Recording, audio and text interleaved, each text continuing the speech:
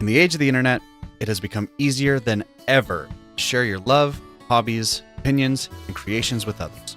I mean, that's the whole reason why this whole video series that you're watching is being created right now. And one of the most beautiful things to come out of the ability to share is Sonic OCs. What's your favorite animal? Favorite food? Movie? That's their personality now. But this brings up a question. What makes Sonic OCs so desirable? Well, the conclusion I've come to are some core design principles that make the art of character creation in Sonic style so appealing. Starting from the bottom like Drake, let's take a look at those feet, and hands for that matter. The proportions overall are cartoony, as it should for a platforming mascot such as myself. Himself. Now, while he's definitely stretched out in size, the core proportions remain the same. Thin arms, big old feet and hands, and a big ass head. When you get to see the clothing designs for female characters, hair designs, color theory, that's when shit really gets to the icon level. And as I talked at length in an earlier video from this month, those big old eyes. The different archetypes, eye color, gloves and shoes, and their cuff types, you can even get wacky and make a monstrosity. OCs are clearly so well known that even Sonic Team implemented OC creations and forces, to mixed results.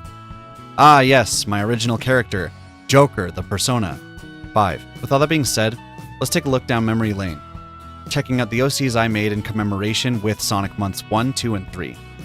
You know, it ain't much, but I like them. This is Greg, the monumental fuck-up spider. He's pretty chill with it. I like his hat, and I'm pretty sure he's actually the latest OC that I made. Somebody in chat had requested him, and I didn't know how the fuck to make the monumental to fuck up the spider, but I think I made it work. How's he a monumental fuck up? I don't know the lore yet. Lore coming soon. Next up, we got Jamal the Rhino. Now, you can see in comparison to Greg here, I actually feel like the proportions and everything kind of looked a little bit cleaner.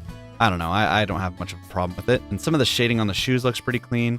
With Jamal, the line art's a little too thin. His head size is actually pretty accurate, especially with him being a rhino. He's not a clean looking character. I gave him the shadow tuft for fun, but his body is way too long. The shoes are fucking fire though. The other problem that I have with it are that his hands are way too small.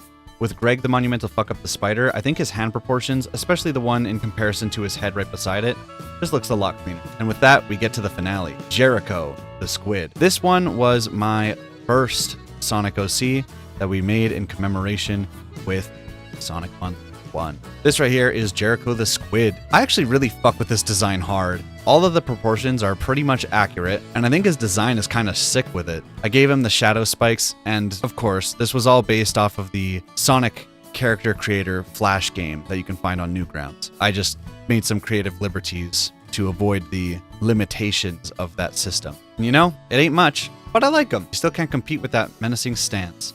Yeah, I don't know. But that's Jericho the Squid. He's pretty sick with it. Could I have made a Sonic OC this year? Sure. Do I have the time for it? No. Do I feel like it? No. Do I have the energy for it? No. But there's the want. So leave a comment if you'd like to see a new Sonic OC, and I'll take it from there. Thanks for watching, and I'll see you tomorrow.